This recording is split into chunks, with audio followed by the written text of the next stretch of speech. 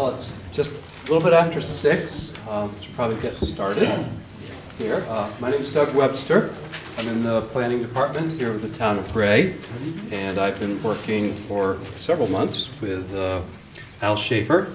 I'll let Al introduce himself. I'm Al Schaefer, of course. I do GIS consulting. I've worked with Doug for a few months now on this project.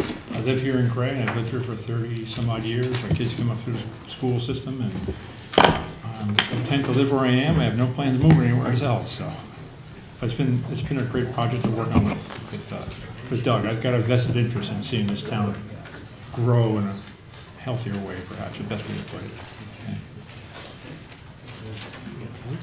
Al's a forester by trade, and he's been a big help with the GIS. As I said in grad school, you either go into GIS fully or you don't at all, and it's been a big help having Al here. There's some food at the back. There's a handout that I trust everybody has. It's 6 pages, double-sided. The first is the agenda. The backside of the first page is the future land use map, which is the map that's in the comprehensive plan.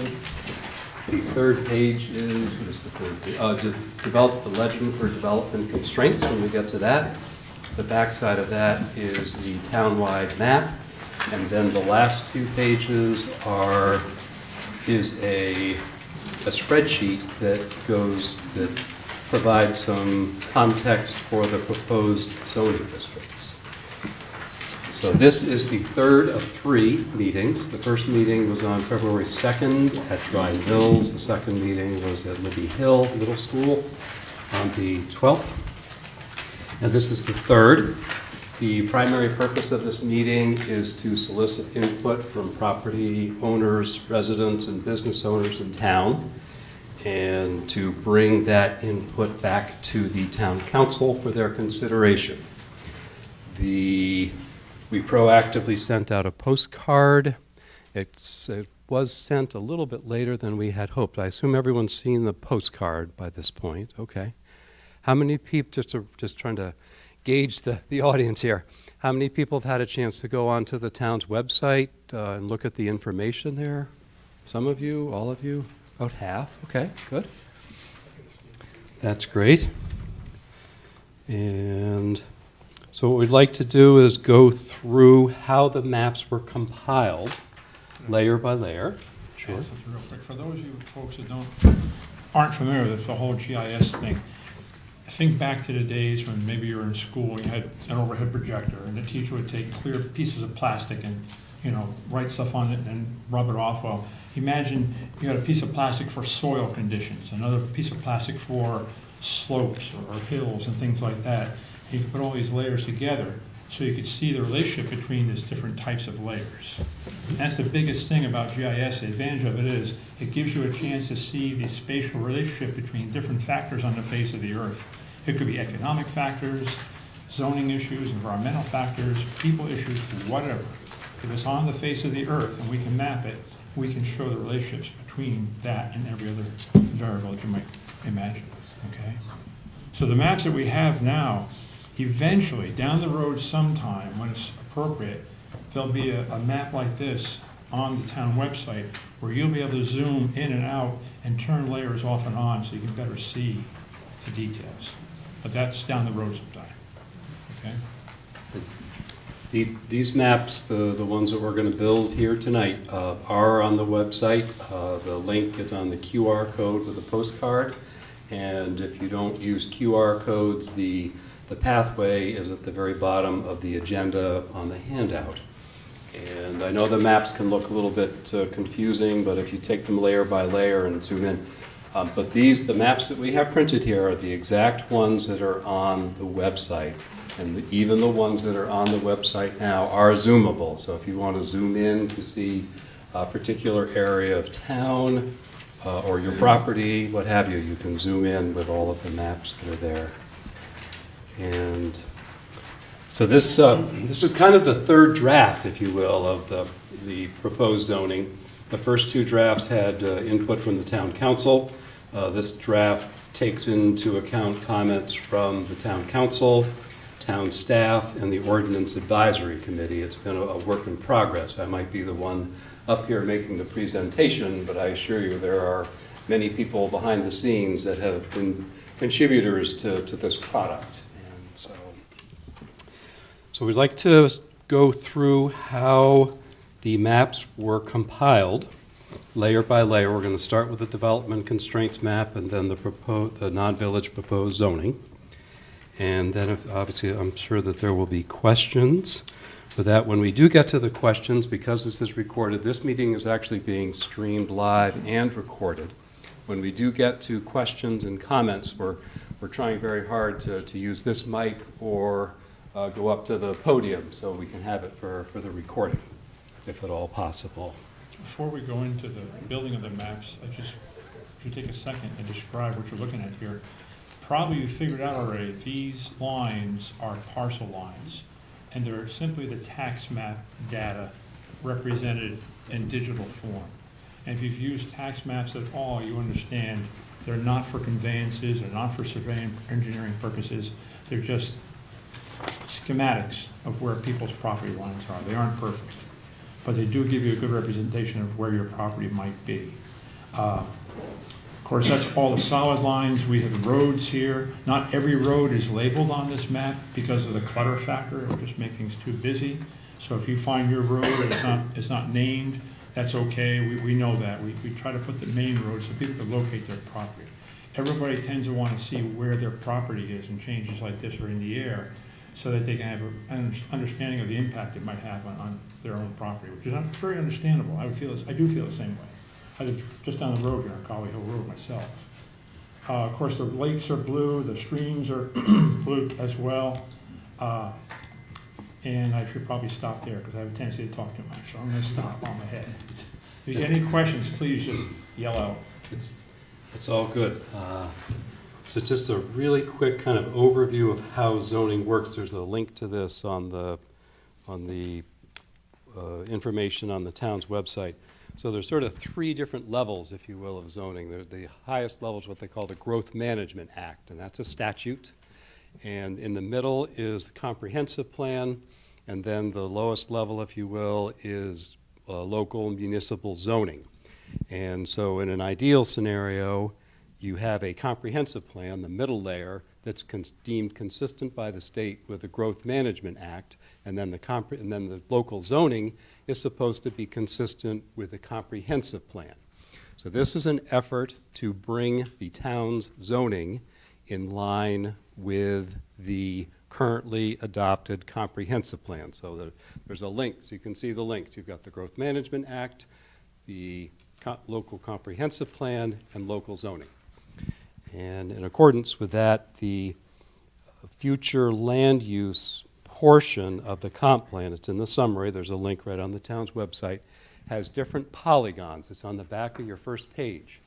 And if you look at the shape of the village area as an example, or what's called the critical rural over here, we had too many colors. But what we did do, because of the importance of it, is we kept the shape of those polygons on all of the maps. So if you look at the backside of your first page, you'll see the shapes of those colors on here. And those are on all of the maps intentionally because of the importance of those, because that was part of the comprehensive plan that voters approved in the fall of 2020. So I literally took that map that you have in front of you and traced it with the GIS software. So that the black dashed lines are what Doug is describing as the outlines of those shapes, those polygons. So we'd like to start with building, if you will, the development constraints map. The final product is the right-hand map right there. And again, all this information is on the town website. So we're going to start with the development. So there were three different elements. I'm jumping ahead a little bit here. There were three primary elements that were utilized for the proposed non-village zoning: development constraints, property lines, and the future land use map. Those were the three basic components. So in order to get a handle on where the development constraints were to start drawing lines on the map, we started with the development constraints map. As an example, there's no sense having a commercial district along a good portion of Gray Flats when it's all wetland and it can't be used for that purpose. So let's look at what the development constraints are before we go too far with the proposed zoning districts. So the first layer is aquifers. This layer came from the Maine Department of Inland Fisheries and Wildlife. They have a separate department that is called Beginning with Habitat, and they provide all these different layers to towns, any kind of layer associated with habitat, wildlife habitat, and of any kind, vernal pools, everything, not just deer yards and stuff like that. Zoom in maybe between the village and Dry Mills, Sure, maybe. yep. Yep. It shows up quite a bit better. There we go. Can people see that? Can you see that? Looks like a pool or something. But And so of course, those- aquifers are underground flowages of water, underground rivers, underground lakes, what do you want to call them. The water flows through those bodies, through sand and gravel beneath the surface. the town used to have it was called the AOZ, the Aquifer Overlay Zone, and that fell out of political favor. And to replace that, the Wellhead Districts came into play. At some point, there should probably be some protection of the Wellhead Districts already are established now, but at some point there's a proposal to have aquifers as an overlay district, as we'll talk about a little bit later. So that's the first layer, aquifers, and next is slopes, Wetlands? Or wetlands, slopes? whatever you want to do. Okay. So there are actually two types of wetlands. Actually, there's many types of wetlands. Doug felt it was best to break them down just into two categories, one being the first one I'm going to turn on, and that's forested wetlands, which you should see there. And then the other we just lumped into a larger category we call other wetlands. Go down to Gray Flat. Oh, there you go. There it is. Okay. Okay. And as throughout this whole presentation, we tried to make, how can I say this? The greater the constraint, the darker the color of that category. Like the other wetlands are really wetlands, like Gray Flats, okay?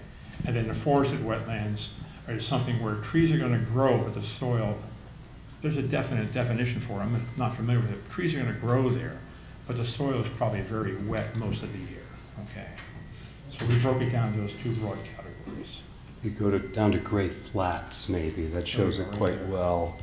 So you have the open wetland, and then you have, and it's typically ringed by what they call a forested wetland, which has a specific definition for the purposes of shoreland, but it's basically a wetland soils, but dominated by trees. You know, if you walk along that railroad bed, there's a snowmobile trail and a hiking trail there. You can look off to the northeast and see the open wetlands, and look over there, and there's a large stand of trees along that border right there. That's a good example of forested wetlands. And next is what, slopes? Then we have slopes. I want to go to like the Libby Hill area. That should show the Oh, I'm sorry, I got soils next one. soils. That's fine. Okay. Soils, you can keep it right where it is for soils, maybe. We have poorly drained and very poorly drained. Those show up again. The darker color means more of a development constraint. And obviously there's a connection between wetlands and poor soils. Wetlands are defined by soils, hydrology, and vegetation. So those are the soils. Do slopes now, we can. Slopes, sure. Yep. Okay, before we turn the slopes on, when we say percent slope, what we mean is so many feet of vertical rise over 100 feet of horizontal rise. So a 10% slope over 100 feet of horizontal is going to go up 10 feet. Okay?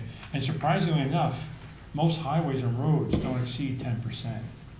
It doesn't seem like a lot, but to a loaded truck or something like that, especially coming downhill, is where we get safety and control issues. So we have 10 to 15% slopes, and they are over here in the corner. I'm just going to nudge over here a little bit. Oh, yeah, Libby shows up pretty well that way. Yeah, there's your great. 10 to 15% slope. Pink. Thank you. I'm a little colorblind, so it helps that Doug, you can see the colors better, I think. And then here are the 15% plus slopes. And you begin to see it picks them up over here in the general Libby Hill area, over here in the northeast corner of the town. And you can imagine, it doesn't seem like a lot to go up 15 feet over 100 feet, but for building situations, you can imagine the drainage issues and stuff like that you have in places like that. Last is, what is it, state protected land, IF&W, I think it Right. is. Yep. So for this layer here, excuse me, we combined significant vernal pools and this ESTC. I'll talk about the ESTC first, but I just want to mention that a vernal pool, as defined by Inland Fisheries and Wildlife, has a certain species mix of different things in the water. Not every little depression stays damp all summer. It's considered a true vernal pool. One of the species, I believe, is freshwater shrimp. They have to find a presence of those species in the water, okay? That doesn't mean that there's not other types of vernal pools that may still have some environmental significance, but these vernal pools are, they have a set definition of the species of insect and invertebrates and whatnot in the water or in the sediment below to make them a vernal pool. The ESTC is endangered, threatened, and species of concern. And these are plants or animals. We also got this information from the Beginning with Habitat Office, and these are plants and animals that the state holds pretty close to their vest. They don't like to reveal what's there. They're just saying, in this area, there are things that we think should be at least species of concern or maybe even threatened species. I can zoom out. You can see a little better if you go, of course, you got to turn it on first. There we go. There we go. So along this stream here, there's something in there that causes the state, Inland Fisheries Wildlife, to deem that as being an area of concern. I'll stay out of the mix here because it's easier to see, but that's most likely a vernal pool, or that's most likely a vernal pool. And along this stream here, Thayer Brook, I think it is, there's something going on there that they feel. It's not, they're not saying it's an endangered species or rare, they're just saying there's a condition there that's concerning for them as the agents of the wildlife and species of animals and plants here in the state. Okay? You could maybe zoom on the Royal River here because it shows up pretty well, I think. Let's see, help me out, Doug. Is the Royal here? Yep, depot, yep. So you've got steep slopes, you've got some state protected land, and obviously there's some shoreland zoning. We didn't have any shoreland zoning on this development constraints map because it just got too busy. It was already busy. So that is. I can turn it on, though, if you want to. It'll probably show up. It'll be at least 250, and if there's a 100-year floodplain associated with the river, that's required to be in shoreland as well per state statute. Or it's actually Chapter 1000 guidelines, not the statute. But you can see the slopes, shoreland, and then the state land. So that is the development constraints. That's how that was put together, layer by layer. And again, I know it looks a little overwhelming if you look at the whole town, but if you zoom in to a specific area, I think it makes a lot more sense. And I included the legend in your handout, so you can see that. So that was the compilation of the development constraints map, which again was one of 3 primary elements used to draw the lines on the proposed non-village zoning. Property lines, future land use, and development constraints. So what we'd like to do now is build, if you will, just similar, layer by layer, the proposed non-village zoning. And the polygons are there, the future land use polygons, again, as we talked about earlier. The first layer is and this is where the last 2 pages of your handout come to play, if you will. Talks about the color-coded, obviously. And what is in the comprehensive plan as critical rural, much of that area I termed rural conservation. I think that the title of a zoning district should be as descriptive as possible as to its overall character. And if you look at the description of the critical rural in the comprehensive plan, it basically says that that's the area of town that should be the most protected from development. Hence the term rural conservation. You can see how it closely follows the polygons. And remember, when they put the future land use together, when the consultant drew the future land use plan in the comprehensive plan, they weren't necessarily following property lines. And so that has to be taken into account. So the next layer is rural and agricultural, which shows up as a pink layer. Right now, a significant portion of the town is called, it's in what they call rural residential and agricultural. And there's another part that's in lake, excuse me, but the standards between Lake District and RRA are actually very similar. Every 10 or 20 years, a municipality gets the opportunity to revisit zoning.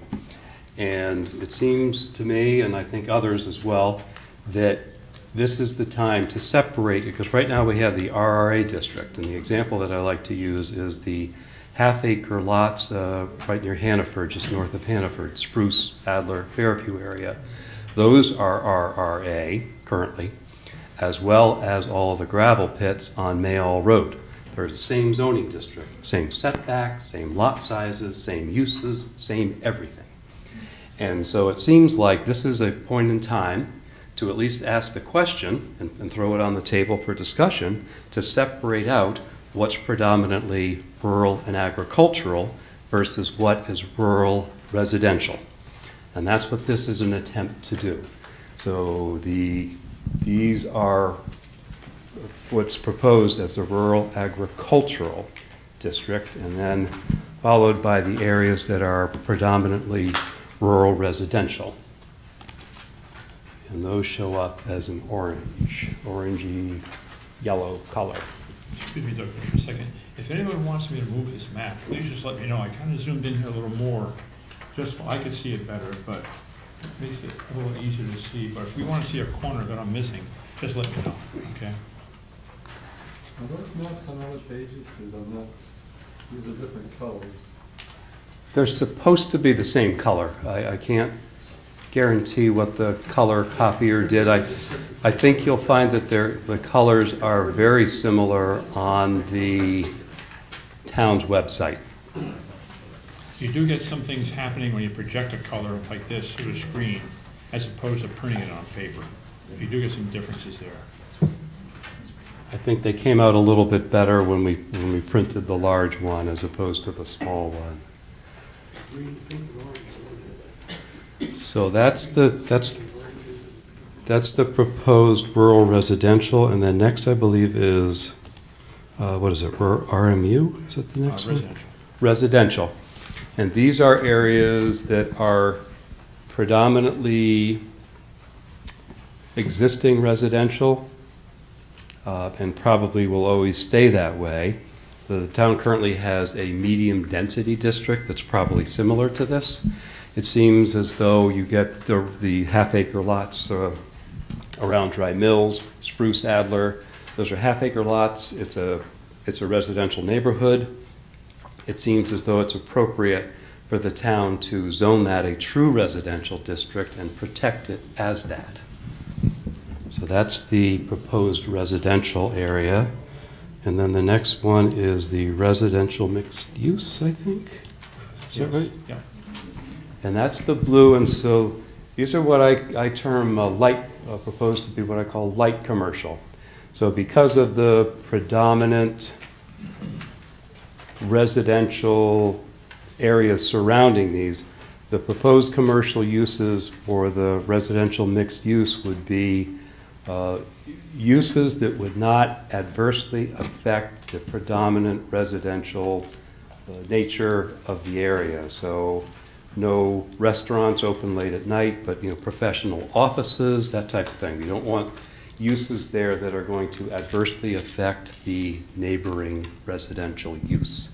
So that when I say light commercial, that's the current vision. And there's been some discussion about adjusting some of these lines one way or the other. We're in the process of fine-tuning that. And last is commercial. Yes, yeah. Okay. And there will very likely be other commercial areas in the village, as well as the transition districts, which we're going to get to in just a sec. The commercial areas and the characteristics that are on the top of the 6th page, I think it's red, whatever the top of the red is. I'm just talking, for the purposes of tonight, the commercial districts that we're talking about are just these two. This is Hannaford right here. And for those that were here, there was a pretty big decision that the town had to make right around 20 years ago when Hannaford wanted to relocate there, and the then in effect 2003 comprehensive plan did not contemplate commercial development there. The then council put that before the voters, and the voters approved that, and so the comprehensive plan was changed, and this zoning changed from RRA basically to what they call what it is currently BT, business transition. Now that that's been there for 20 years, it probably makes sense to zone that some level of commercial. The commercial area at Dry Mills, as you can see from the future land use polygon from the comp plan, that is a deviation from the comp plan. The future land use lines are not absolutely rigid. Ultimately, the council will need to decide whether or not they wish to have some type of a village here at Dry Mills. When I grew up, Dry Mills was a village, and the policy question that we talked about at the workshop on February 2nd that we held at St. Gregory's is, what's the consensus for that? Do we want a village there or not? It's a very simple policy question, I think. And if there is going to be a village there, how big is it? And if there is going to be a village there, you're going to need some residences around it to support that. Otherwise, you're not going to have a vibrant village. That would change the traffic pattern too. It would, yep, there's a lot of implications, understood, depending on the size and the uses. Right now, that's currently RRA, basically. With some lake district as well, which again is very similar to the RRA. So that is, the overlays, right? Yep. Overlays are next. So there are 4 overlays. They're on the last page of your handout. An overlay district it's a zoning tool. An overlay district can either add or subtract. It can do either. For the purposes, if there were to be, as an example, an aquifer overlay, that might remove some uses that would potentially contaminate the groundwater in the aquifer. And when we turn on the layer for the future growth areas, that might contemplate additional uses or density. So again, overlays can either add or subtract depending on what their intended purpose is. And so the first overlay is aquifers? Wellhead Recharge. Wellhead, okay. Maybe, it's right there, perfect. And so Wellhead, the current Wellhead 1 is proposed to be the Wellhead District. The current proposal, pending further discussions with the Water District, is to have what's currently Wellhead 2, right here, have that be an overlay district with some environmentally based standards designed to protect the integrity of the wellhead. I have met with the Water District, and I think there probably need to be some more meetings with them.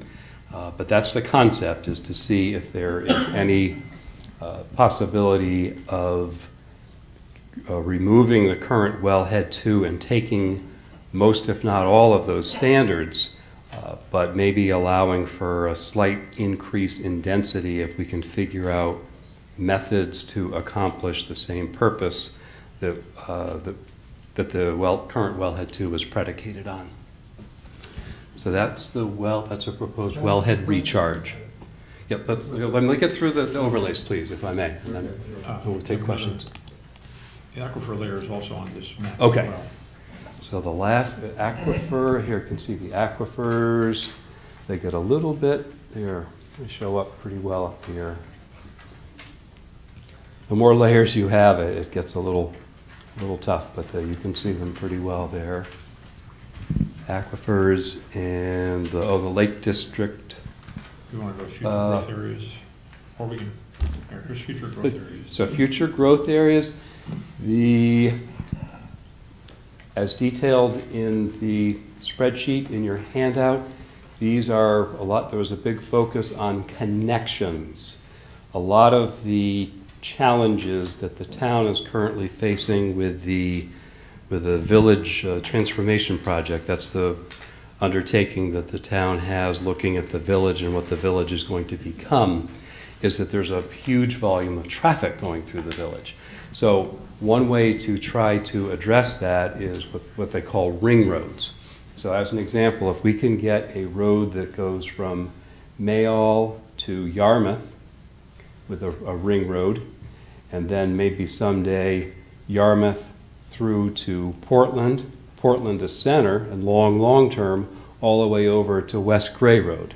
If there were a road that let's say you were on Yarmouth Road and you wanted to get to West Gray Road, if there were the means to do that with a ring road, that's less traffic through the village, which forwards the purposes, or one of the purposes anyway, of the village transformation project. So the future growth areas were proposed in response to some council comments, which were there may be some areas of town that are well suited for additional uses. Remember, these are overlays. Additional uses and or additional density compared to the underlying districts. So right here, and they're numbered just for discussion purposes. The numbers don't mean any, just for discussion. So this area right here, you've got an aquifer as an overlay. The underlying district is RA, and it's proposed to be in a future growth area. And then I think there's one, is there one more? Yeah, a couple more. Well, actually, it's combined into one. We'll back out from this next one a little bit. The Lake District and the border. The Lake District here. Right now, everything to the east of this line is RRA, and this, where my hand is Lake District. I'm proposing that the current Lake District be an overlay. So that is similar to the aquifers. There would be environmentally based standards that would be intended to clean up the stormwater before it got into solution and went into Little Sebago. So the current Lake District is proposed to be an overlay. And there have been some comments at prior workshops about the west shore of Little Sebago. We're looking into that. And I think is that all of them? No, the transition districts and. Oh, the transition districts, Yeah. okay. Yep. Maybe I was just gonna look back for that. So as a practical matter, I was asked to start on the outside of town, and if you could zoom out a little bit maybe. Yep, that's perfect. I was asked to start at the outside of town and work my way in. The Village Transformation Project is working on the village, and I needed a place to stop the lines, and so that's where the different transition districts came from, and they're labeled just for reference purposes. So you've got L1 and L2, and you've got name for the road name, Portland, P1, P2, P3. You've got West Gray, WG, and Yarmouth Road. I did not include the general overall character of the transition districts, but there's a spreadsheet similar to the 5th and 6th page of the handout on the website.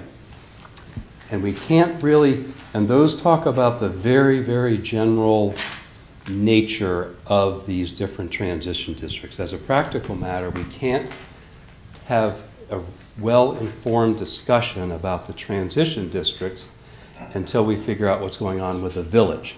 We need to figure out what's happening on the outside of town, the colors. We need to figure out what's happening with the village, and the transition districts are in between. And so that's the real challenge. And so what I did for the purposes of trying to keep this moving forward is to propose some very general characteristics for the transition districts. As an example, Yarmouth Road, proposing that that be predominantly residential because there's already a lot of commercial traffic from Yarmouth Road through the village. We presumably don't want to be adding any more. Some of the other transition districts, Portland, Lewiston, the discussion at a council level is that those would be more general commercial, proposing some heavier duty commercial uses out in West Gray because it doesn't adversely affect that there's not a huge number of residences out there and it's close to the turnpike.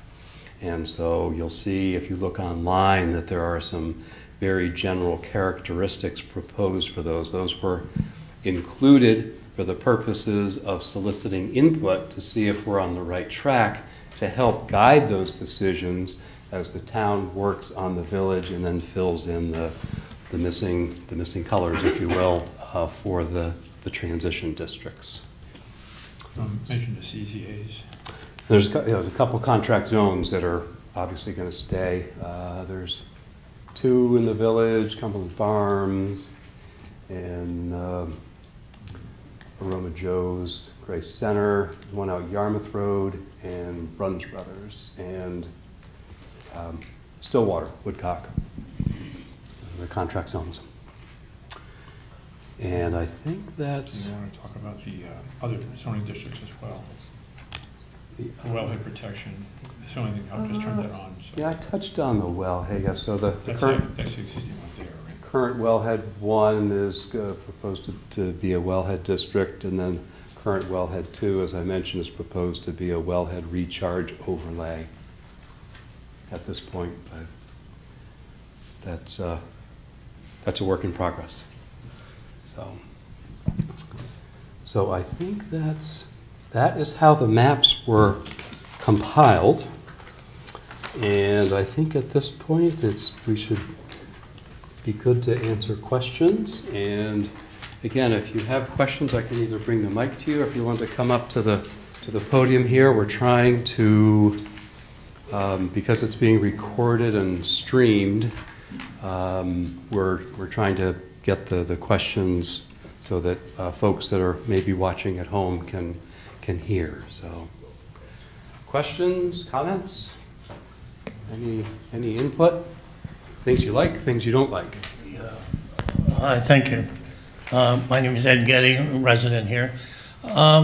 The proposed commercial 2 zones there, I guess my question is, why do you limit like drive-up windows or those type of services? It seems like there's built in a lot of limits in the development of those commercial zones. Maybe you could share with us why limit those. So yeah, drive-throughs are big traffic generators, and because of the existing traffic conditions, and as I said earlier, but at least for right here, right now, just talking about these 2, inevitably there will be other commercial areas that are proposed as the town works through the village and presumably the transition districts. But just for these 2, there's the Route 26, I believe, has the highest traffic volume in town.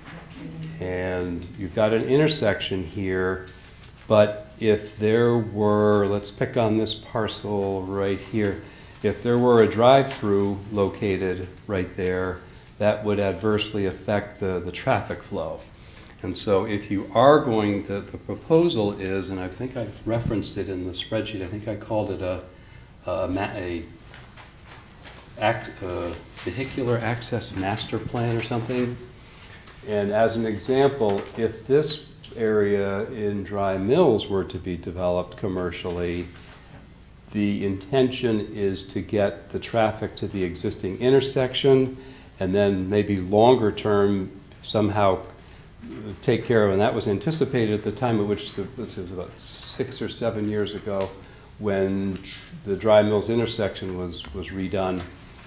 The DOT, and I think everybody recognized that at a certain point, we're going to have to address what happens with Weymouth Road. And so the hope is that there could be some sort of a master plan that would, so there would be a road that would be directly opposite, as an example, North Raymond Road. But it's going to adversely affect the traffic flow if you have new drive-throughs that punch out directly on the road in both of those areas. Doesn't the town charter state no drive-throughs through Gray? So the question is, does the town charter state? Yeah, there's supposedly no drive-throughs. Okay, yep, permitted so, in Gray. okay, so layers of government. There's the town charter that governs what the council does and what the manager does and so forth.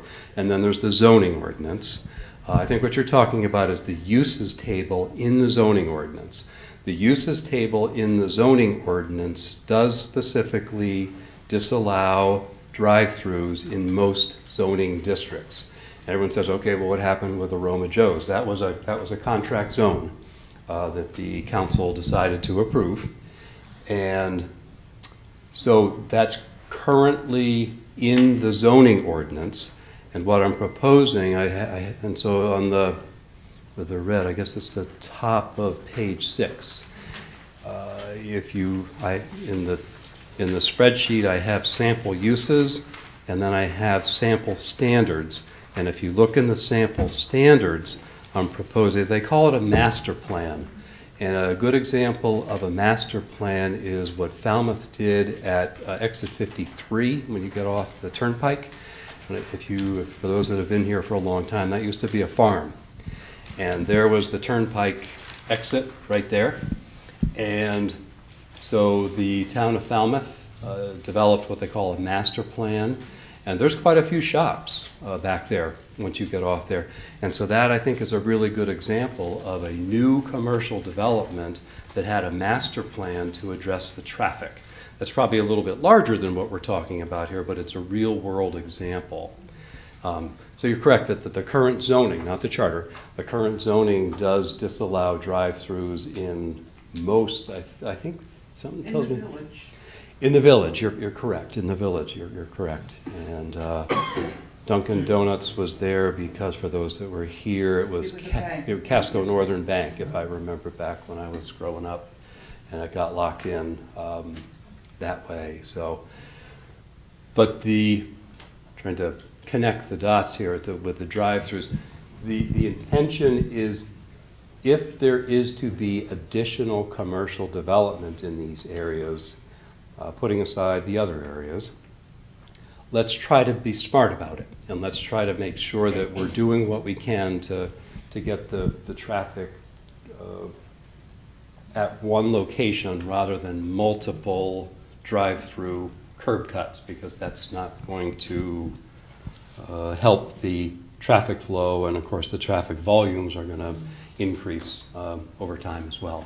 So, other questions? And again, I'd really like to use the mic if anyone has comments, please. Oh, I have a comment and a question. Okay. That triangle-shaped commercial zone there, that's actually two zones. That's BT1 and BT2. BT2 is the part that, if you would follow the blue line right through there, yes. It's called BT2 because it retains all the protections that it had to begin with for Wellhead. My question is, what is the benefit of an overlay zone as opposed to just zoning as it stands? Okay. So it's really 6 1/2 dozen. An overlay zone, as well as the underlying district, can have the same standards. It's really just a different way of looking at it. And maybe this would be fine-tuned. That's still part of the overlay, though. It's two different zoning methods to accomplish the same thing. And what it comes down to is when you're writing zoning, I like to start with what is it that we're trying to accomplish? And then we'll figure out the best way to achieve that with the standards, whether it's with a underlying zone or an overlay. It's really semantics. And I understand the Water District has questions and arguably concerns as we move forward. I understand that. But this is a pretty high level. As I said, this is the third draft. And I should have touched on this at the beginning. And so all of the comments from these workshops, all of the comments that get submitted online as part of the town's website, all of that information is going to go to the council. And they'll be looking at that probably in early April. And they will decide at that point where to go next. But this is exactly why we're here, to solicit input and concerns and what do you like, what don't you like. I would like to provide some more input from the Water District, if I may. Okay. As I look at this plan here, I see that Wellhead 1 remains pretty much intact, and that's a good thing. When I look at Wellhead 2, I see that you're proposing to cut the minimum lot sizes in half. And there's a statement here that says, slight increases in non-residential uses, whatever that means. I have no idea. But hopefully that will flesh itself out. I think what we need to do is we need to look at what the big guys do. Look at Poland Spring. You're not getting anywhere near those wells, and you're certainly not going to build on top of them. And if you look at Portland Water, they've got miles of chain link fence to keep everybody away from the water. They even patrol the water and the ice. And they even put on seminars about how they have partnered with a land trust to save 200 acres of land from development. And they are now a part of an 11-member consortium to prevent even more development from even more land. Okay. The point I'm trying to make is they get it. They get it that source protection is essential. And development on or near the source is not a good thing to do. It presents challenges to the wellhead itself, to the support source itself. Their source happens to be a lake water source. Yep. Okay. We don't have the political clout, and we certainly don't have the money that they do. What we have is our wellhead zones and the ordinances that protect the water in those zones and the will of the town to protect the drinking water. That's all we have. That's it. Without that, the water just does what it does.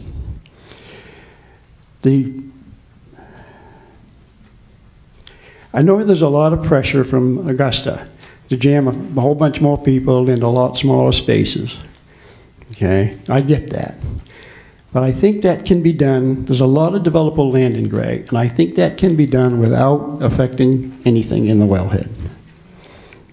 I truly believe that. Home rule is still alive and well, and I think we can make decisions that protect the health and welfare of the citizens of Gray, and we can do that on our own. However this all shakes out, whether it's an overlay or zoning or anything else, there shouldn't be anything in here that diminishes the protections that we now have for the wellhead and the drinking water for this town. If anything, we should be going in the opposite direction. We should be trying to make it better and not worse. Sure. So thank you. Well said, thank you. Nope, I understand the groundwater. I actually, when I worked at GPCOG 30 plus years ago, I actually wrote the state's first grant for wellhead protection. So I get it. I have a degree in geology. I understand. The intention is to try to honor and respect the current standards and intentions of the wellhead too, just through a different mechanism. And I would submit that your comment about home rule is not as strong as it used to be. the recent housing legislation, as an example, preempted that and required municipalities to allow ADUs and so forth on any lot where there's a single family. So I wish that home rule was as strong as it was, but it's not. So, but the full intention is to honor those, and I anticipate there's going to be a lot more discussions before we bring closure.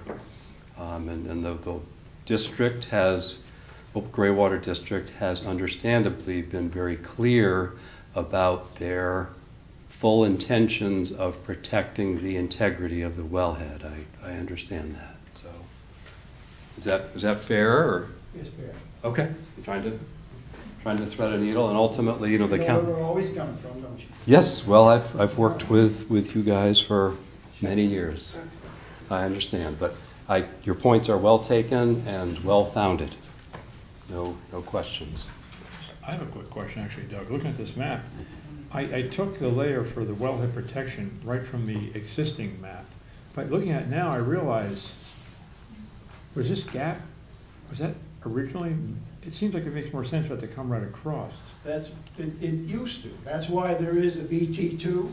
It started out, It used to come across like that? That's interesting. It started out as when they did the Hannaford thing, it did that. It went that area there. And as it crossed over into the wellhead protection, that's when the town decided they would have a BT2, which is from that line down to the point. And I believe there's a section of BT2 that also goes into the gravel pit. There's a little pin that drops off there, right in there. I believe there's a section of that, in existing anyway, that's part of BT2 to pick up the gravel pit. And there's a house in there. So that's how that got to be that way. It's a little odd. And the difference there is they did drop the minimum lot size in BT2 to 2 acres instead of 4. That was one of the losses we had when they made that change. Okay, thank you. I should touch on one of the intentions, and I did discuss this at least conceptually when I met with the Water District, introducing this to them before we went with these workshops. One of the intentions is if there are any additional dwelling, once you get below the 1 dwelling unit per 4 acre in the wellhead, one of the concepts that I'm putting on the table is to have it's called AWT, Advanced Wastewater Treatment. They have treatment for wastewater that can get the wastewater super clean.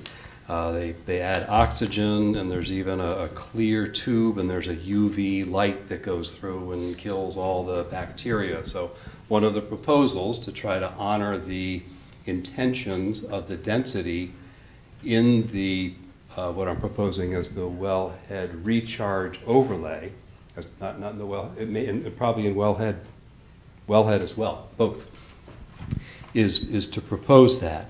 And I understand that the Water District's concern is that it's not just increased wastewater volume that they're concerned about. Understandably, they're concerned about additional residences that increases the possibility of a contaminant going into the ground and contaminating the wellhead. I understand your argument. I'd like to think that there may be some middle ground. So, are there other comments, input, things you like, things you don't like? This fellow in the back, you had some questions earlier. Please. Way in the back. Sure.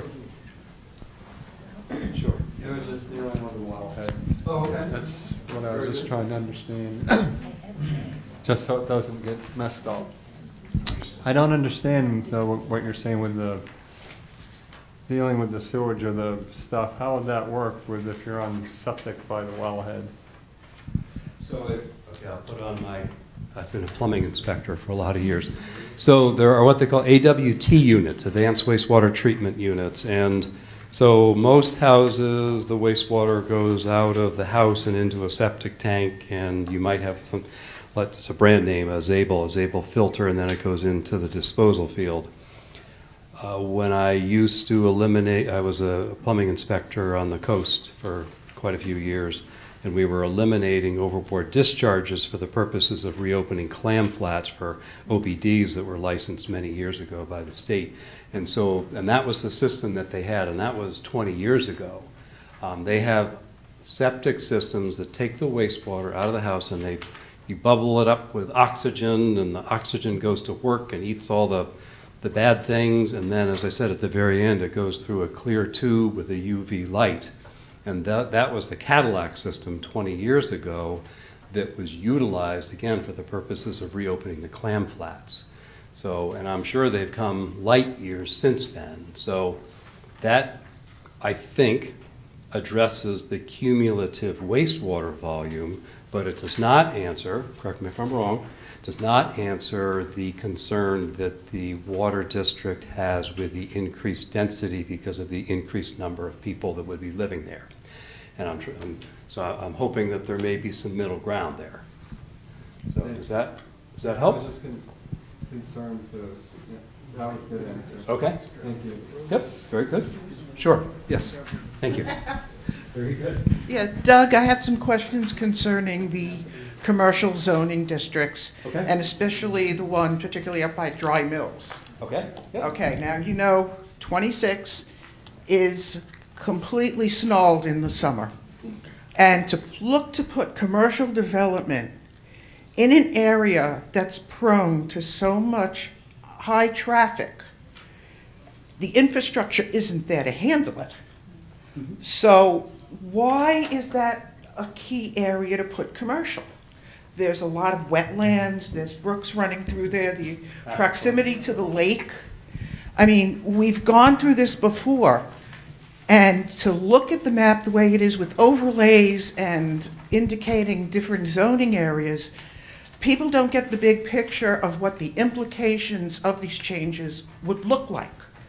And that's why I had said, should look at the Route 26 corridor scenarios for that particular area, because even you put out notices to the property owners, and there was discussion from MDOT about widening the lanes for center lane turning, and that's going to impact all those wetlands.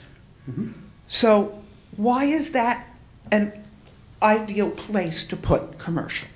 Okay, fair enough. Yeah. Thank you. Yes, and I was, if you remember, I was actually with the town and spearheaded with the council's consent, of course, the Route 26 corridor study. I was here then. Yeah. And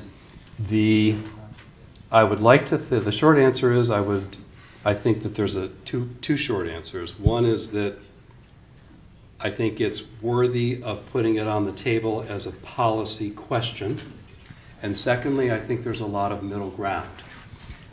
So, as we talked about, I think you were at the Dry Mills workshop, weren't you? I think you were. But there was quite a bit of discussion about the environmental impact, the traffic impact, and the density. There were concerns raised at that workshop. The workshop is viewed, for those that are interested, the other two workshops were not streamed live like this one, but they were recorded, and you can view them on the town's website if you choose to do so. So many of your concerns did come up at the Dry Mills workshop. I thought that might be a concern, which is exactly why there was one dedicated workshop for there, another dedicated workshop because of the proposed residential mixed-use area in the Libby Hill area. This is not going to be the only commercial area. That's sort of part one. Part two is it's really a policy question. Do you want there to be a village there again? It doesn't need to be this big. It doesn't need to be this dense. Or maybe it shouldn't be there at all. And I think that, as I said earlier, every 10 or 20 years, a municipality has the opportunity to revisit what it wants to be. And I'm just asking the question.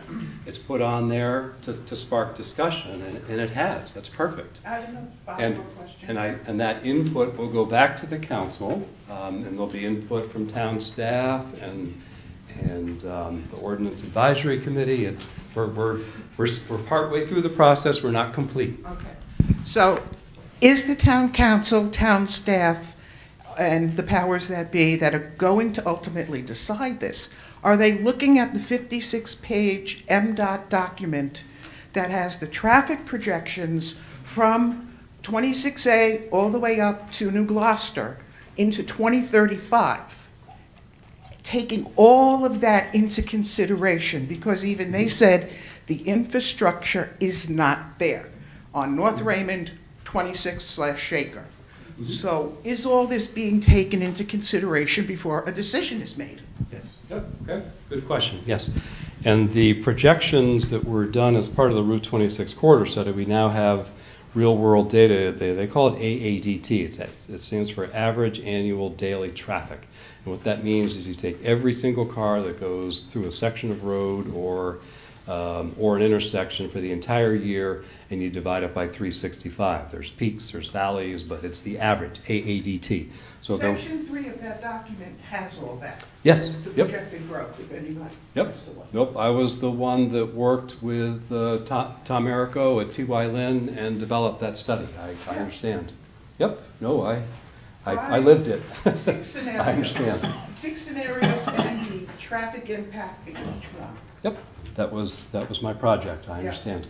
And that the current AADT, traffic volume, the current AEDT as well as the future can be looked at, and presumably will be. It's going to be up to the council if it reaches that point. It will be up to the council to see how in-depth they want to go to look at the implications. And as I said, there's a lot of middle ground here. I would encourage everyone to, this was put here as a concept to spark input, and it's done just that. And I think it's a legitimate question as to whether or not you want a village there. Maybe it's smaller.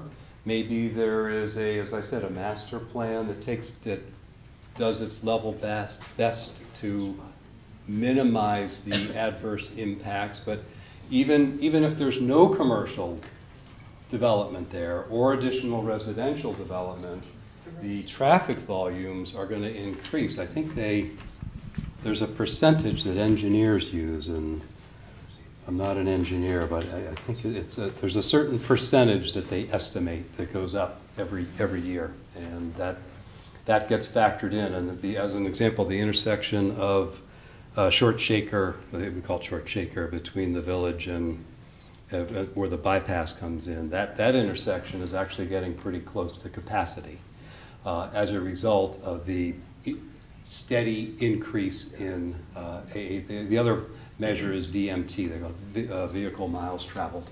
But all that's going to go up. And I don't disagree with you at all. It has been going up. It's going to keep going up. And so Yep. why, in an area that's going to be prone to that much of an increase on its own without any type of development, Yep. why compound it?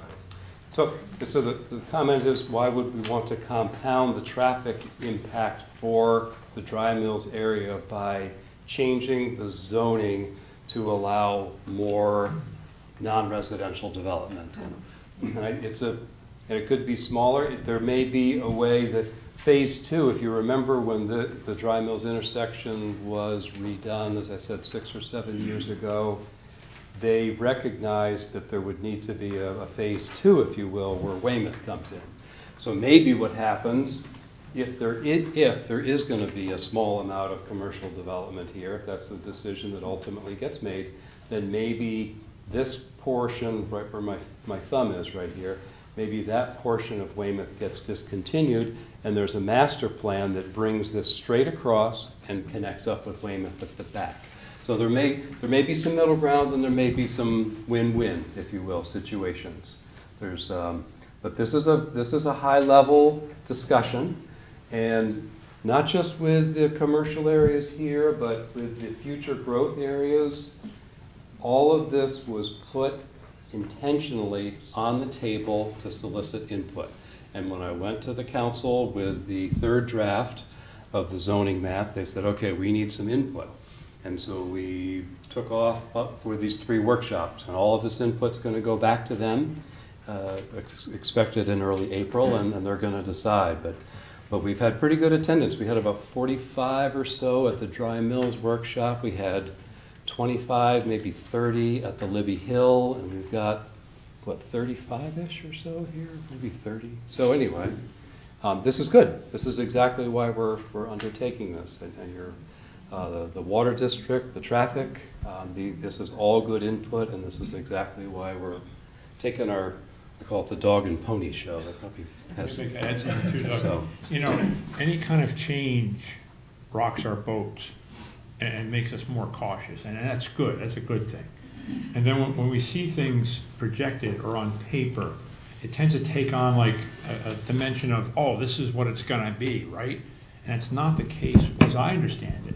Bear in mind, I don't work for the town, I'm a consultant.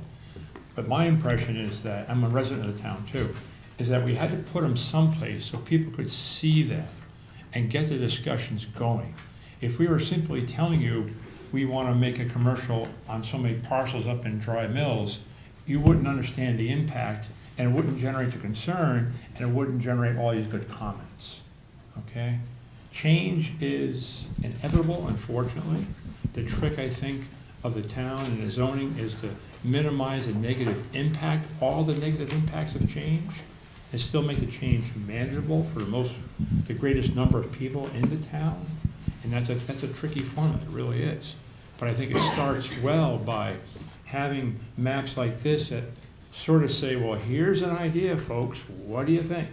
Because now we can show it to you, instead of just talking about it or saying on a certain map, parcel 4 and lot number 6 or whatever, along Route 26. Now you can see it, okay? So when will we see like a more detailed representation of what we can expect like we did in the past? I'm just curious. If you're talking about looking at a table of existing versus projected traffic, that's, No, I'm not talking about the traffic. Okay. I'm saying like the future land use, okay? Right now, you're just saying this is going to be future land use, but you're not giving us an idea that if the zoning changes, what will that future land use be? so the quick. Okay, it's just being reserved.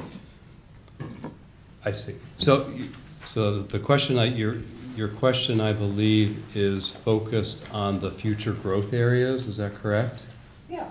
Okay. Because I'm looking at Okay. what was put out there representative of what we should expect. Okay. And that's why I'm raising these questions, because we're not seeing that now. So the question is, what should property owners and residents in town expect with the proposed future growth areas? And the first broad brush as to what that would look like is detailed on the spreadsheet in your packet. And I mentioned it before. Slightly increased non-residential uses, and probably, this is the proposal, this is not the final product, this is the proposal, as well as slightly increased density. The comment that originated from the council was there may be areas that are well-suited for future additional development where other areas are not. And that's where the focus for the ring roads came in. So the spreadsheet is the broad brush. We're soliciting input with a broad brush. If there appears to be support and the council agrees, then we will continue to fine-tune that just as we will with the other districts. But you need to start with a broad brush. You can't say there's going to be uses A through D and whatever. You can't start with that. You've got to start with a broad brush and see if there's support. Just very conceptually similar to what I'm proposing for differentiating between rural and agricultural and rural residential. This is a pretty comprehensive revisit to the town. And the council, understandably, is saying, what do people think? We want to know what people are thinking, and that's why we expended the expense and the effort, and it's all, it's right. This is the correct process, I think.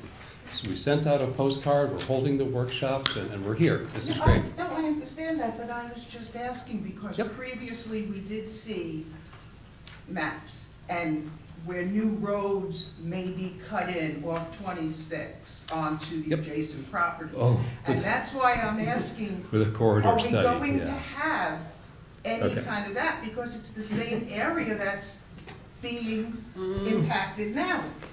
Well, yeah, so the comment is, yeah, so when the Route 26 corridor study was done, it was relatively fine-tuned because the Route 26 corridor study contemplated a pretty reasonable increase in non-residential development, and associated with that was density, and we needed input from DOT as to where the traffic lights would need to work for the resulting increase in traffic. Given the pushback that the town had, and given the eventual council decision to not pursue any of the different scenarios with a Route 26 corridor study, the proposal that I put on the table is a much more scaled down version of that, resulting in the residential mixed use. Because, and so my sense here is that given the pushback with the Route 26 corridor study, there did, at least then and probably now, there does not appear to be support for that increase in density. So this was an attempt to find a middle-of-the-road approach that would allow for residential-friendly, like I alluded to before, no bars open late at night, no restaurants open late, professional offices. This is a middle-of-the-road approach for that Route 26 corridor study. For the Route 26 corridor, not the study. Leaving the door open for the town to explore commercial uses in the village and the transition districts because of the pushback. So to answer your question, when are you going to see the detail for Route 26? I don't expect that that's going to be part of this. Because of the pushback, when was the corridor study, 10 years ago? It was 2013, 12 years ago, and 12 then years, again, okay. 2016, we tried another little thing on Route 26. I think there was a letter you sent out to the property owners in August of 2016. It doesn't sound And right. it was also, I think, but there was some fine tuning to the categories of what you had as commercial. Because there was industrial, there was manufacturing, you Nope. had, That was all the corridor study. Nope, and to the best of my knowledge, there was not a revisit to it. There was the corridor study, and the residents spoke, the council spoke, and that was the end of it. And this is a much more, much smaller scale proposal in direct response to the input that we received at the time. So that's, I'd like to switch gears. I believe Mr. Wilkinson has some comments. Yeah, I just had a comment on the future growth area over on, by the Mayall Road. Yep. Can you zoom over there a little bit, Al? Yep. Thank you. This one or the one up here? That one right there. Yep. So my comment would be, as far as this is the area where there's a lot of gravel pits located, and I know that there was some discussion, or at least it was briefly touched on at a council meeting by Council McGuire, talking about some sort of an overlay in the gravel pit areas. And the overlay would be to maybe introduce a little bit more light commercial other than would be normally allowed, just because the uses that are there now, and I'm also a property owner in this area, but the uses that are allowed there now are all commercial. I mean, we're using them as a commercial space for operating a gravel pit. But the neighbors are used to the traffic, the infrastructure is already there. I just wanted to voice my support for if there was to be such an overlay. I know some of the other pit owners, as well as myself, would be in support of some increased uses via an overlay of such to maybe increase, the uses that would be allowed at a little bit more of a commercial level, or industrial, or light industrial, I guess. And the concept that's been discussed is that this would be excuse me, not, a flag's the wrong word, this would be an indicator to current property owners or someone that was contemplating buying property that, hey, by the way, this these areas may experience slightly increased uses or density relative to the underlying district. Because remember, these are proposed as an overlay, and it's intended to be just that, with the potential added benefit of maybe one or more ring roads to try to decrease the volume of traffic going through the village. So thank you, Adam. Sir. Hi, kind of on that same note for the future growth areas, I just noticed that most of them seem to be, they just happen to be in rural and agricultural zoning. Not all, but just mostly. And yep. And I mean, I think, the idea of the ring roads is good. I mean, it's a good idea to help alleviate traffic. And I imagine, should those ring roads come to fruition one day, that these areas might be able to handle a little bit of additional growth. So I'm just wondering why not like looking towards future uses potentially, why it might not have been considered being upzoned a bit. Okay. And that's exactly the intention. You remember I mentioned with overlays, they could either add or subtract. And so, again, depending on what the council wanted to do, they could slightly decrease the residential density, or they could allow slightly additional non-residential uses. The vision, if you will, but for the RA district in particular is to, and I had this discussion with a resident, I guess it was last week, that if you look at the current RRA district, and you're dividing that out into rural residential and rural and agriculture, the overall vision that they're trying to plant with the spreadsheet and the map and so forth is that the proposed rural residential would be slightly more protected as a residential area, and the RA district would open up for potentially additional non-residential uses. So let's say you had a construction business as an example. Many of the parcels in the RA district are larger, and so if you were able, there's something in zoning called performance standards, and so if you're proposing a non-residential use in a rural district, as an example, if you were to have a construction office and you store your equipment there, that type of thing, in the RA district, you can add performance standards to put a buffer around that so that your neighbors are not as adversely affected by that use. And so that's one of the potential visions here, particularly for these proposed future growth areas. And again, they're put on the map in response to the council saying, we would like to long-term further the ring roads, and we would also like to send a message to the current and future property owners sort of as a heads up, if you will. So that's the vision, is to dovetail additional uses in the RA, particularly the future growth areas, dovetailed with the performance standards to protect the abutting property. If that makes sense.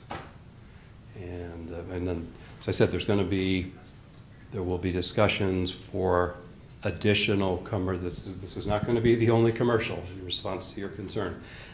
There's presumably going to be commercial in the village, and there's going to be commercial in most of the transition districts. And again, the spreadsheet that's posted online was put there to solicit input for, is there support for a predominantly residential development in the Yarmouth Road Transition District? Is there support for heavier, where's West Gray? Is there support for heavier commercial pretty close to the turnpike on some of those larger parcels? And I think I put as much on the table as I could intentionally to spark input to help guide future decisions. So not all of it's going to come to fruition, but if the town's going to proactively solicit input, let's put everything on the table and let's get some input. Let's talk about it.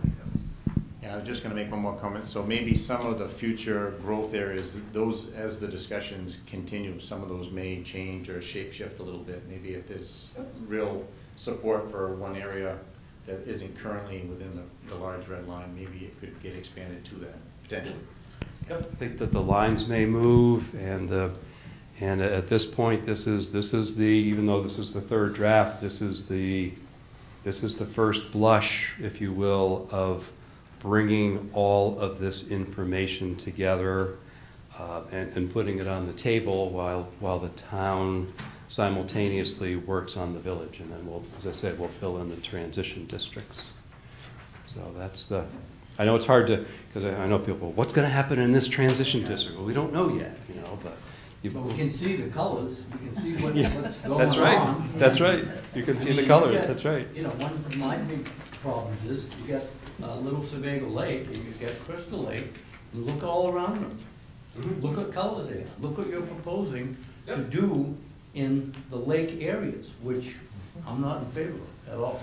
Okay. And again, like we talked about at the Dry Mills workshop, those lines may change. And the other big piece is simply because the Lake District is not necessarily its own district, the watershed overlay can have equally protective standards. And I think the town's moving forward with that. There's some watershed standards moving forward, I believe. Watershed ordinance being Yep. proposed. I'm going to piggyback on that, and we talk about buffer zones as protection in these zones here in RA and rural residential. My concern is that you might have a buffer zone, but you don't have, and maybe it comes with performance standards, but you have lighting, you have traffic, you have noise, you have any other thing that comes with a construction service. I like the idea of having, you know, your garage type business with your plumbing or your electrical, but when it expands to something that's a 50 by 100 building in the back end of Crystal Lake or Little Sebago Lake, you're going to impact the roads that aren't all town, and you're going to impact a lot of, you know, the watershed. So, you know, you're asking these people that are spending all their money on top of their taxes with these increase of deliveries and traffic to support that road, and the infrastructure's not there for those roads to have that kind of development in both those areas. I'm not finished. No, I know. My other concern is at the bottom of, naturally, of Crystal Lake. And we have a development, the yellow is residential, and they've dropped down the acreage to a half acre or an acre. Presently, there's a large piece of property there now that has had a potential of 400 units. And if you multiply 4 times 400, that's 1,600 impacts to North Raymond Road and to the lake and to the people that want to utilize the boat ramp on the lake and the people who can drop moorings to the lake. So I think it's a very dangerous situation there to have that acreage in that spot. And I think it should be eliminated. And the other point I have is in Dry Mills Corner. And I'd like to see some sort of small thing, but I really think that we're not balancing our commercial or business uses with our residential. I think they're focusing more on residential density, and I know it might make the state happy, but it may not make the town happy when we have to support new schools because of the density and the increase of use in our town. So I would like to see what the percentages of increase of density for residential versus commercial that's being proposed to the town. And this may not be popular, but going down to Dry Mills on the right, there are large parcels of property, and you may want to increase the incentive for some more commercial use by lowering the density, still keep the residential lot size the same, but encourage more commercial by dropping, dropping These. yeah. It may not be popular, but that's a recommendation. And pull it away a little bit from the center of town and bring it back. And then they can put another road in, possibly, and then internally have businesses in that area. How would you acquire the land? Yeah, I know, that's what it requires, but, yeah. So the question was, how would you acquire the land? And I haven't heard anything that would indicate that the town would be, Eminent domain? no, towns don't like eminent domain for good anymore. reasons. But all of the discussions I've heard the whole time I've been with Gray, I mean, that the proposal would be to contemplate rezoning, not acquisition of land. There's a very clear distinction there. I know that's clear, but they're also proposing ring roads, which is an expense to the town.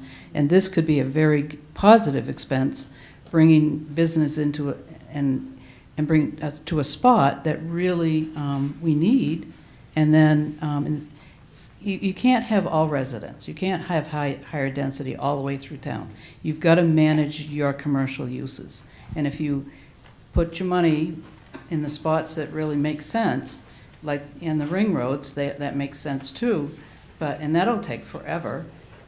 So, this is another positive way to bring commercial to the town, manage it, and then hopefully it'll work. But, I think reducing it a little bit from the center of Dry Mills, pulling it back, and having some management with that, it's just a thought.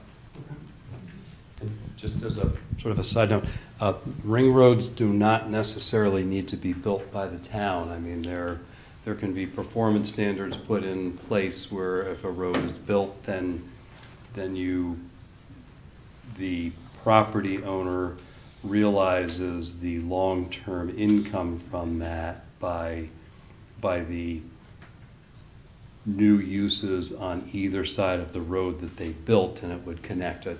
The big point is that municipalities don't have to construct ring roads. There'll be another But- comprehensive plan before that happens. Well, if there's a desire for increased commercial density and they can put in a road that goes part way, then it's not that much of a stretch. I mean, there are long-range open space plans that get implemented. Falmouth is a really good example where whenever you trigger subdivision, if you're part of that, then you need to have part of your parcel go for that use. So there are a lot of different ways of going about it, so. Yeah, just one quick comment. I serve on the Open Space Committee, so I sort of come at this from the perspective of trying to maintain open space, try not to have the entire town be one big giant subdivision. And in particular, the rural conservation areas. Again, my perspective is protecting habitat for wildlife, protecting water, those kinds of things. And it says in here substantial road buffers. I know you and I talked about this, Doug, at the town office the other day, but I just wanted to say it out loud for the record. But it talks about substantial road buffers in these rural conservation zones. And that makes me very nervous because the result of that is we push the development back off the road, further or deeper, I'll say, into the green areas.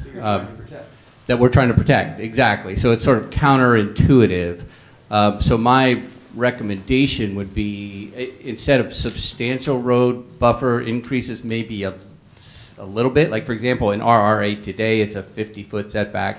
So maybe we make it 100 foot, not like 300 foot, because if we were to do that, again, you're pushing all of these houses, even though it's fewer because you've reduced the density, but you still are going to have residents popping up in those green zones over time. So again, my recommendation is to either not increase it, or if you do increase it minimal, perhaps even provide a tree buffer or something like that to, to improve the character, if you will, of those rural areas, but not push development further back in there, if that makes sense. Yep. No, but that was a good discussion that we had, and then your comment is right in line with that.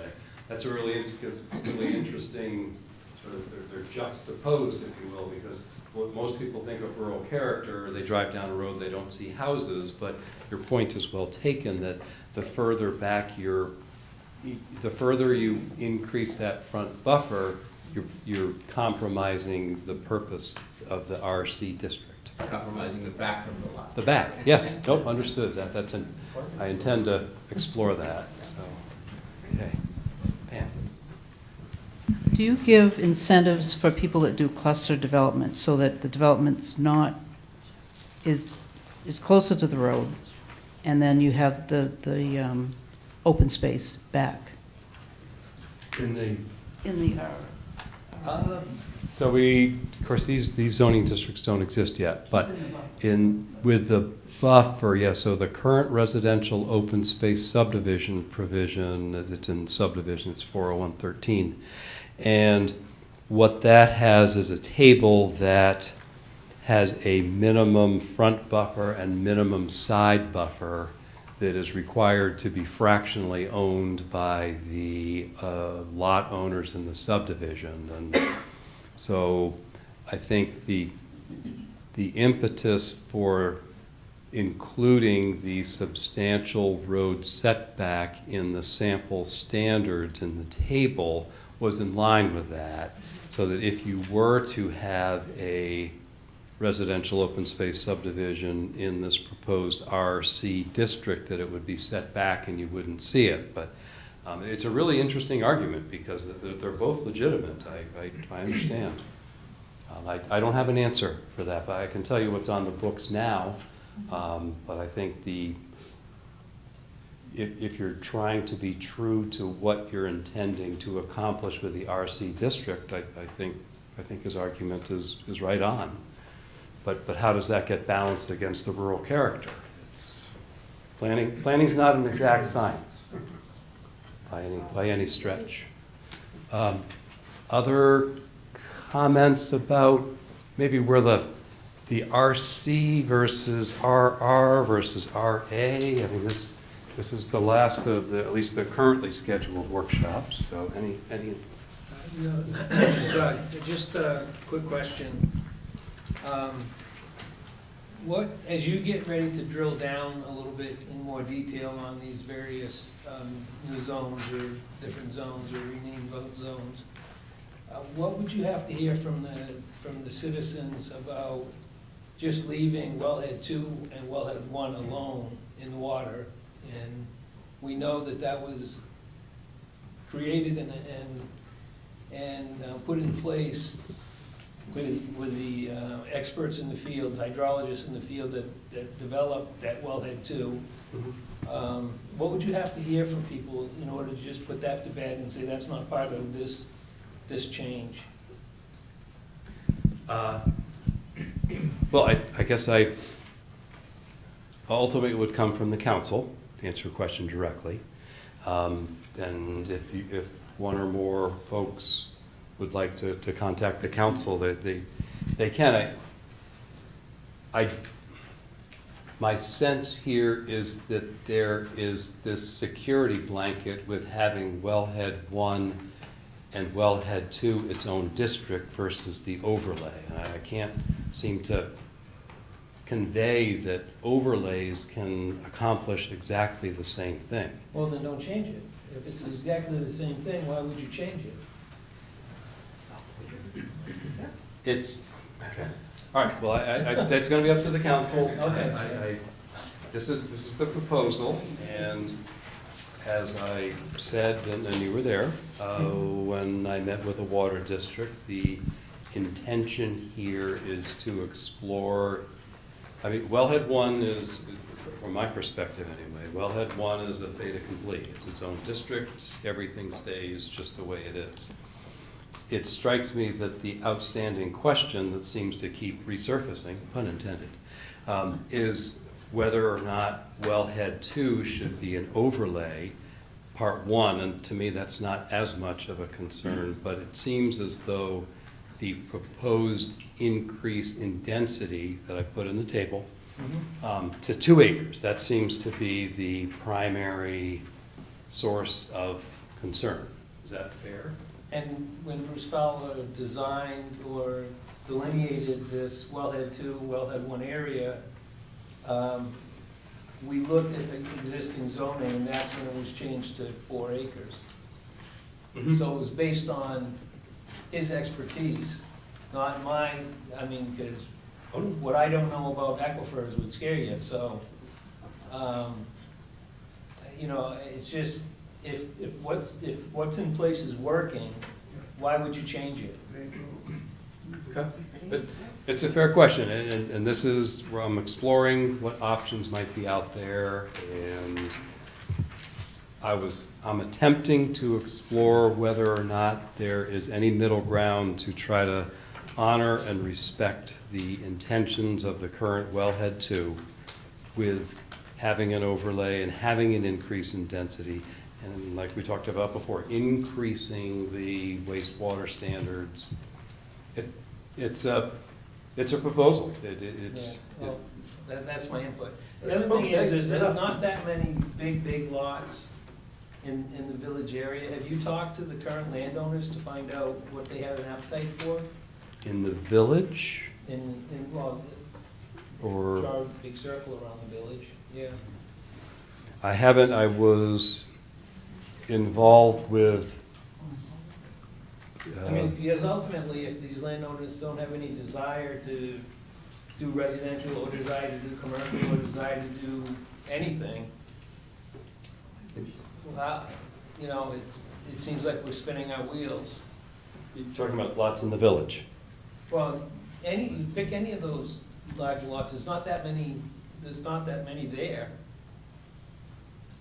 Well, the focus of this is really, it's not really the village. That's the village is its own undertaking, the Village Transformation Project. And I think one of the elements that is on the table for discussion as the village, the VTP, the Village Transformation Project, as the VTP moves forward, is whether or not there's a desire to increase the density, and if there is there the ability to provide the necessary services associated with that, whether it's stormwater, wastewater, traffic, I mean, all of that.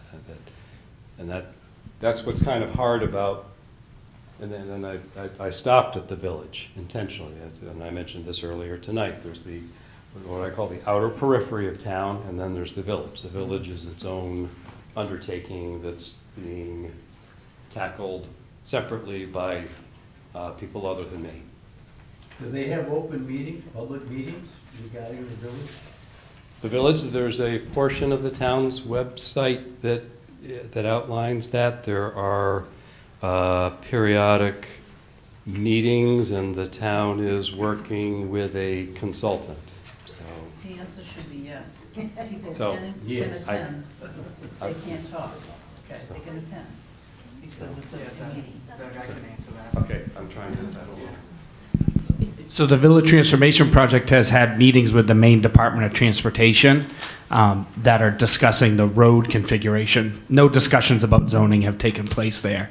And that will be discussions in the future once this other zoning has taken place. And there'll be public meetings just like this, and gatherings in the village or different places to hear feedback from residents in the community. The comprehensive plan that the town decided on back in 2020 has a lot of information or a lot of focus on the village And so that's where the town hopes to focus development for the future, is specifically in the village. But none of the zoning conversations have begun.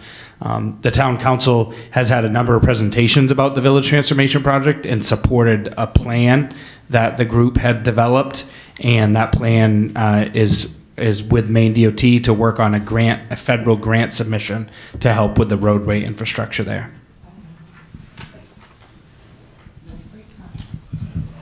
Other comment? Oh, we got here. Here you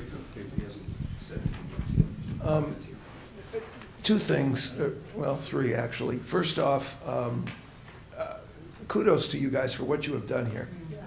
This is an incredible amount of work and very, very complicated and difficult to present to people who haven't been as involved in it as you have, and you've done a remarkable job, both of you and all the staff that supported it. I have a question, a follow-up question from this gentleman, a couple of rows up.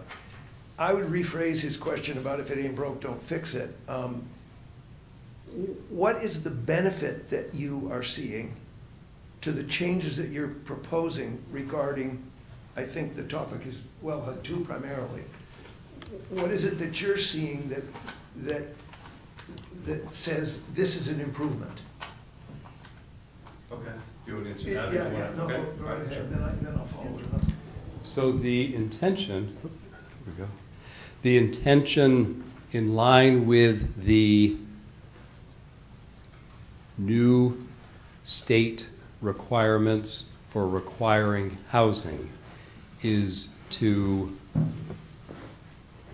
allow for additional residential development in the wellhead, but in so doing, requiring that the wastewater be cleaned up. So the state's the impetus behind this? Partly, yep. Okay. Not for the wellhead. Not in the well, Not in the wellhead. They're not telling you that. Unfortunately, my understanding of the new state housing laws, they preempt home rule, and they say anywhere you have a single-family dwelling, you have to allow an ADU, and in many cases, an additional dwelling unit. And unfortunately, and I wish this was not the case, but it is, it appears to be right now. But no septic, right? They have that fancy. They say that what the current state laws for housing say is that you have to allow it, and the state laws also say that you need to meet it's called the Maine Subsurface Wastewater Disposal Rules. It's the external plumbing code is what I call it. And so this is an attempt to try to honor the intentions of the state housing laws, but add a provision that requires that the wastewater be cleaned up because of the relative lack of treatment that areas in the Wellhead Recharge, because they're in the aquifer, receive for the wastewater. It's an attempt to and again, this is just a proposal, and I'm trying to put that on the table. Right. Okay, I just was curious because I wasn't that familiar with it before I came in here. My greater concern has to do with Little Sebago Lake. And when I look at the map, and I'm a map guy, I'm a color guy, I see a lot of pink. And I'm really curious why you or whoever drew the lines the way that they did to have pink, which I interpret as less protection than orange.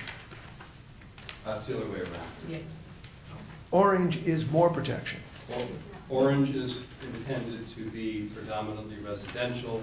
Pink is intended to be predominantly agricultural.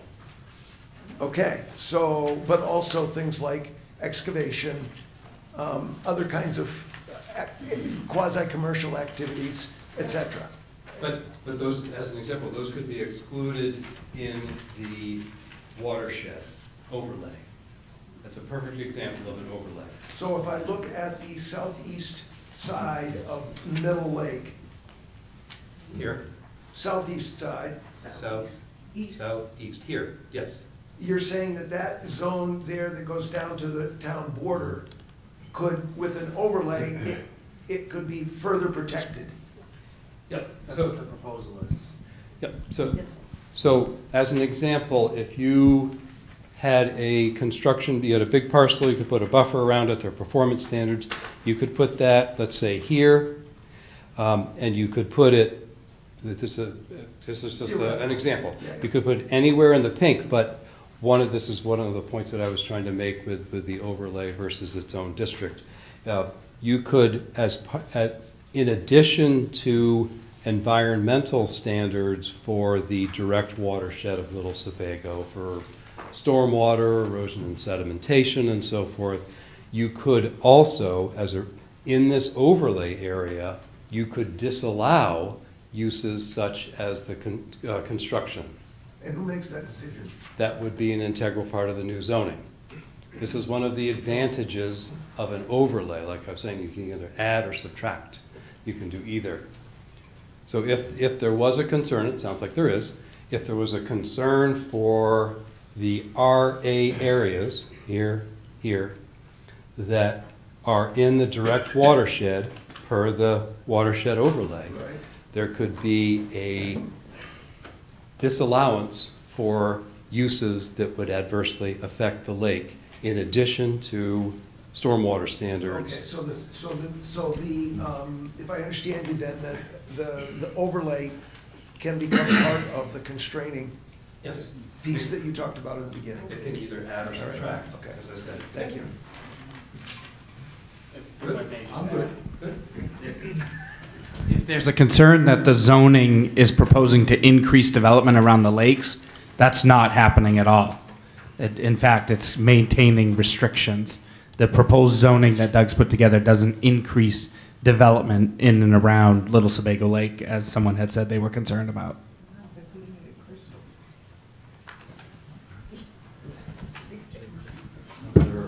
Sure. Oh, I'm sorry, you're not, sorry. Just getting back to the wellhead. Back to the wellhead for just a second. As you say, the state tells you that if you have a residential, any residence has to be allowed to have an ADU. Is that correct? That's correct. So this proposal takes the 4-acre zones in Wellhead 2 and changes them to 2-acre zones. So now you have twice as many times, you're forced to have an ADU. So I don't know why we would change the 4-acre zoning to 2-acre zoning. The other thing that kind of just worries me a lot is this, in this Wellhead 2, you have this vague statement that says slight increase in non-residential other uses. And I don't know what that is. And I hope it's not a dry cleaning plant. Okay. Yeah, and I know it isn't, I'm just using it as a sneak example. Yep. Nope, and that's not, as I said, this is the broad brush. That's not fleshed out. The impetus behind making that statement and including it in the spreadsheet was to contemplate additional non-residential uses that would not adversely affect the wellhead. I mean, as an example, when Cumberland Farms went in, they had the stormwater that goes through an oil water separator. And I would like to think that there may be the ability to slightly, not majorly, we're not talking about nuclear power plants here, but have the ability. Thank you, Doug. Very well, thank you. I wanted to see if there was any support, if we could honor and respect and comply with the current wellhead standards. That was the only thought.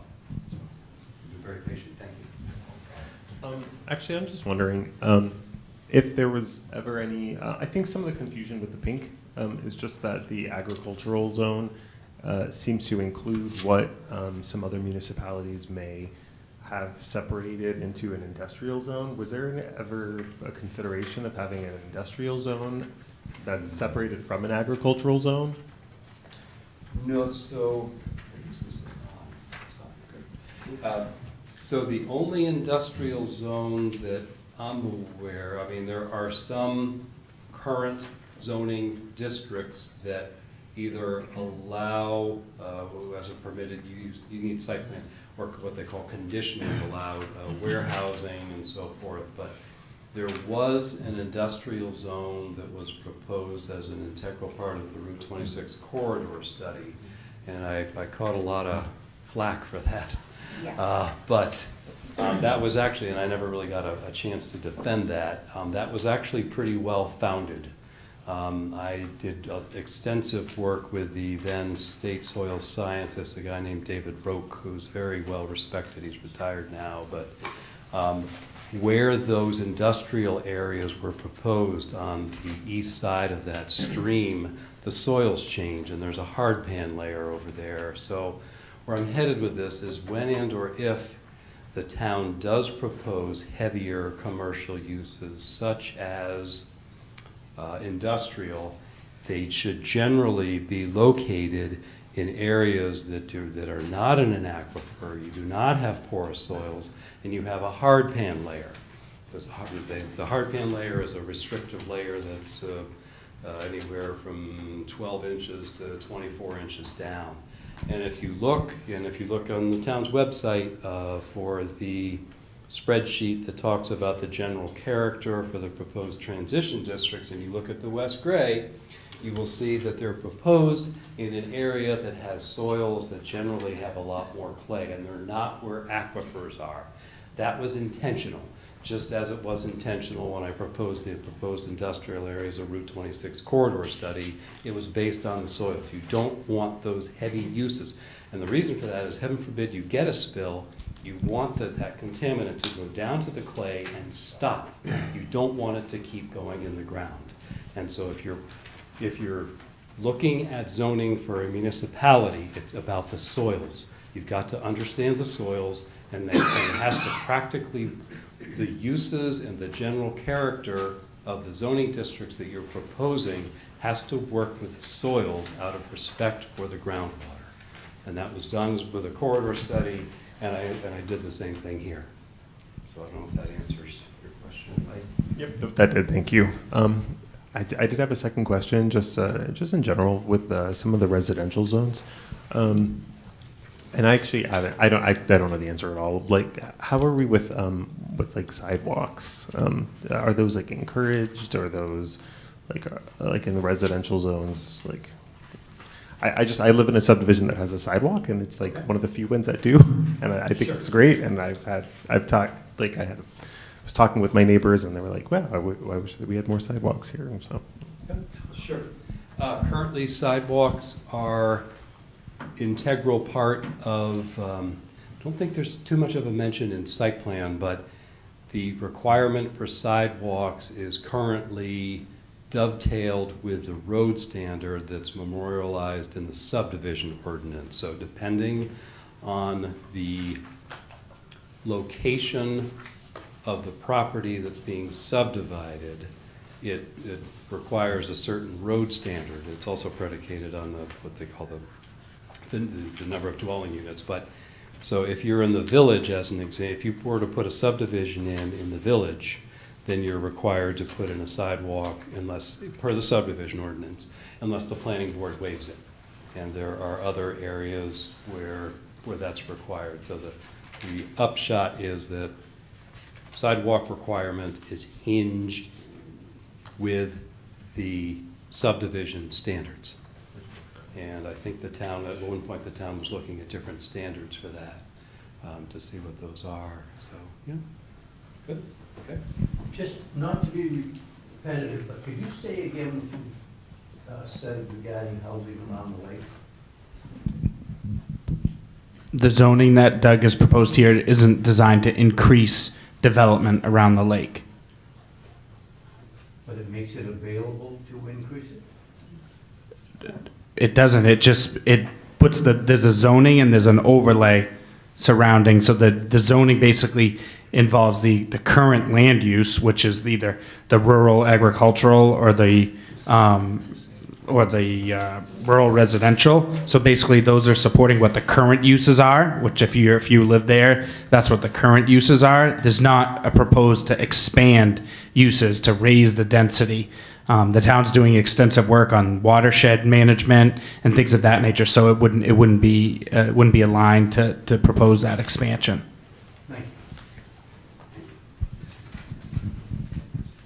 Others, oh, yep, great. We've got a couple minutes here, that's great. Might be silly curiosity, but projecting decades ahead, since a lot of the discussion is around Route 26 planning that goes on, and even our talks. So Newry, Bethel, all of that continues to grow, and we see the traffic continuing to increase. Is the state, do you get access to projections way ahead of, like, well, when they put the turnpike in, it made huge differences for town planning.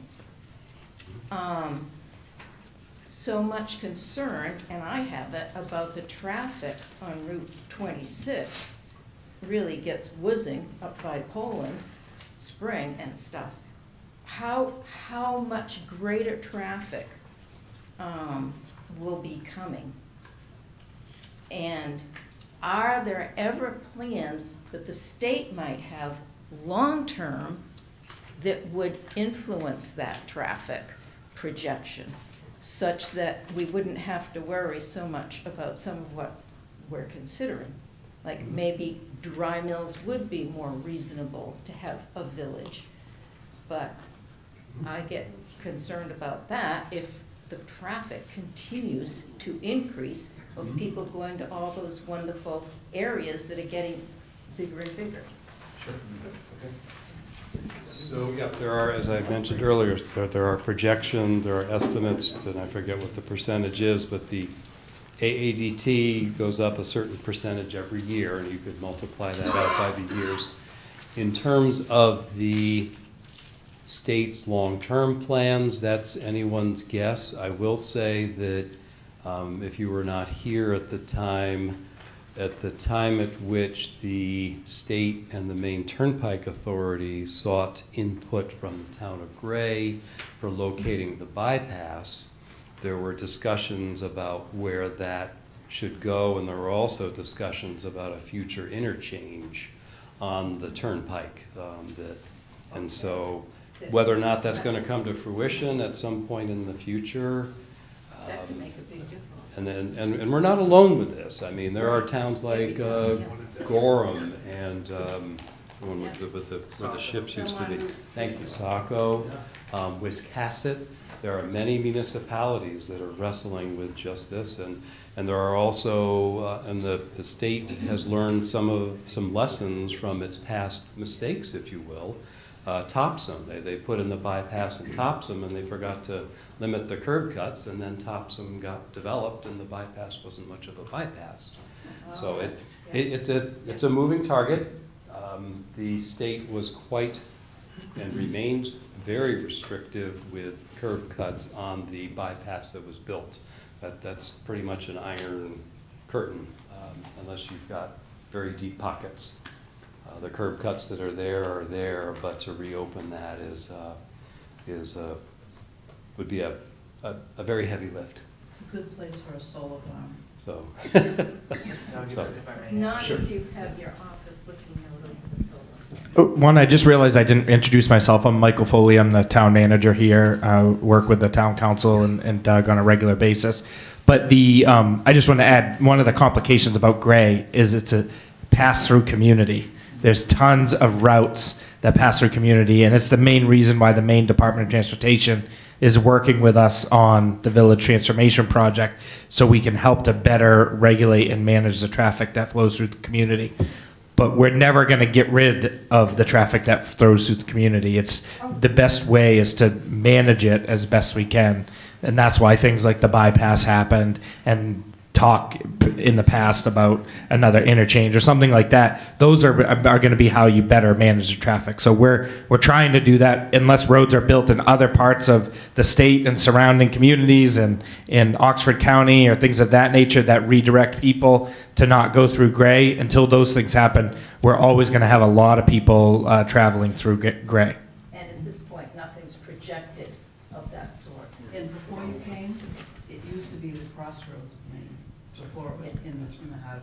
Yes, yeah, no, I've heard of that, yeah. And there, I just point out that there are different, DOT has different road classifications. Lewiston Road, I call it Route 100 North. That is, there may be some opportunities because the turnpike parallels it, versus 26. 26 is what they call a principal artery. Principal artery in transportation land is a road that goes to a place where there's no other road to get there. Route 302 is a principal artery. And DOT looks at the road classification when they're making decisions about where to invest money for long-term plans, which is, I think, in keeping with your comment. So, I have a question. I don't really need that. Okay. My big question with any of this, with anything you guys do with the zoning stuff, anybody that already owns land, you're not gonna change the zoning on their property to tell them they can't do something. I don't know if I could, if you have an existing use, and it becomes what they call non-conforming, it becomes what they call a non-conforming use of record, but, I mean, I can't say. But somebody's already bought a piece of land in the town, and it's zoned to do something now, after they buy it, you're proposing to change that? There's a lot of case law that says you've got to meet current zoning. Very possible. I can't make that promise because it's beyond my pay grade, as the expression goes. People You gotta get should- it in writing. They should keep that in mind, try to avoid that. Yeah. People shouldn't, that shouldn't happen to people that already own property. I don't disagree. And to further that, that's exactly why I'm proposing the residential areas and the rural residential areas is to try to protect those properties. If you have an existing use on your property, you can continue to do that, and should you choose to sell to someone, it's what a lot of people throw around the term grandfathered, and if you're a code officer, you like, is it a non-conforming use of record? Is it a non-conforming structure of record? So if you had a non-conforming use, and as long as it doesn't expand, you can continue that use, and you could sell it to someone, and they could continue that use, if that makes you feel better. Yeah. Okay. It does. It does. All right. With the thing that I've seen a lot of is, I always use farms as an example. So build a development near a farm, and then people in development complain about the farm after they've moved in there, you know? And I always want to tell those people, leave. That use in particular has some statutory protections. Yeah, The planners call it, it's what they call registered ag land, and there are protections that are allowed. So, we're a little bit past 8. I'm happy to stay, but I don't want to hold people up. Yeah, there's some snacks at the back if anyone's hungry. There's some caffeine back there for people that are falling asleep. Thank you, Doug. So, Thank you. all right. Thank you for coming. Thank you for coming. No, I didn't get a chance to thank you last time. That's okay. Appreciate what you do. You're very welcome. We don't always